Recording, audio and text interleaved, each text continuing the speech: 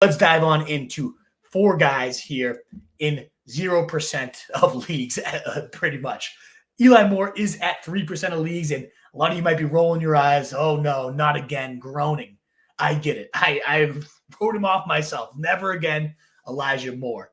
And then he comes in and gets a team-high 12 targets, 8 catches for 81 yards in Jameis Winston's first start, and I am all the way back in. No, I'm not going to go completely shoving the chips onto the table, but a schemed-up PPR scammy type of slot roll here gets a 30% target share, lots of intriguing timing routes with Jameis, lots of anticipation routes with Jameis. I mean, he walked in, and we saw it last week too, when Jameis took over, immediately started drilling Elijah Moore with the rock. And I know Tillman, the bigger play guy, the more Mike Evans style role, but Elijah Moore can do some impressive things. The wide receiver 24 and wide receiver 19 across his last 2 weeks.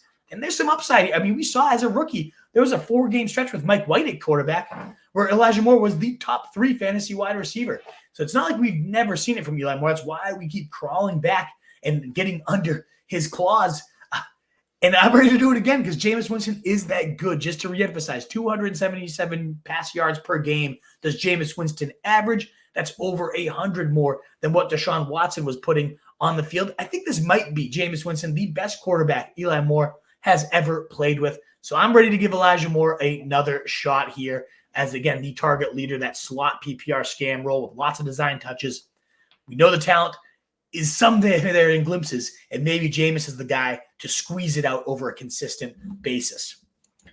I also love, there's a few names we're going to now talk about with injury situations, and we got Parker Washington popping up because Christian Kirk is done for the year with a broken collarbone. We also have Brian Thomas Jr. potentially out for 2+ weeks. Gabe Davis left the game banged up. Yes, it's going to be the Evan Ingram show. I totally understand that. But they're going to need somebody to step up at wide receiver. And we've seen Parker Washington do just that whenever given the opportunity. Just last week, he led the Jags in routes.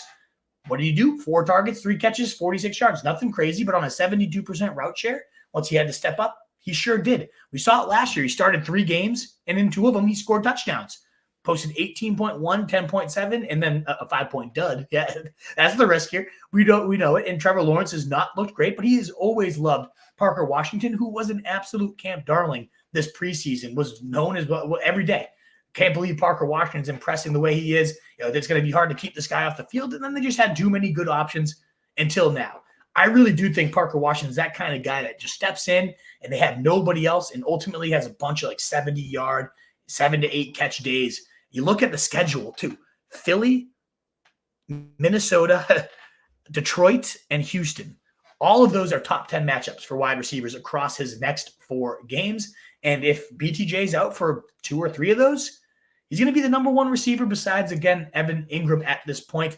ESPN beat writer Michael Duraco speculating that we're going to see a much bigger role here for Parker Washington given this absence. And I think he is absolutely on the money. So I like Parker Washington if I am desperate for a wide receiver. If he's not out there in your league, again, I don't know what to tell you. Similar to the next man, we're going to bring up Jalen Coker. Holy cross, shout him out, baby. I don't get to do that often on the stream, but a Crusader through and through. My alma mater there. Love to see Jalen Coker. I did watch him play quite a few times. Wasn't in college at the same time as Coker or anything like that, but visited for a few games. He got a game-winning touchdown at one of the ones I was at when they faced Fordham in a 35-42 shootout overtime special, and Coker came down with a game winner. So I've seen this man ball out. And I get it. It was coming against Ivy League, Patriot League, not the highest levels of competition, but very impressive nonetheless. Every time I saw him play, it's like, man, this kid is popping. And I did, when I was at Holy Cross, actually get to see Victor Cruz play while he was at UMass. And it was another one of those situations where you see a talent that just does not belong on that field. It was clearly a level above everyone he was going with. Coker gave those type of vibes while he was out there. And so far at the pros, he's done some good things. He's got a PFF grade over 80. He's top 12 right now in PPR receiving grades. Very, very impressive in that sense. And he's a big body. He just hauled in, again, six targets. He had 4 catches for 78 yards and a score. Ultimately, a 17.6% target share and put up 18 fantasy points on there. And this was against the Broncos, a very, very good defense. So that's another guy, Jalen Coker, one of those rookies that steps into a bigger role and just continues to evolve here, especially if they ship off Adam Thielen.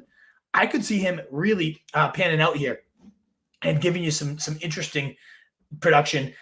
Someone not everyone's going to be sprinting out to go get, but I bet you within 2 to 3 weeks, we'll see Jalen Colker at like a 30% rostership. So if you got deep benches or you want to stash the next potential guy, holy cross, baby, shout him out. Love to see Jalen Colker doing some good things. And not to be outdone, Khalif Raymond also scored 2 touchdowns, another Holy Cross grad.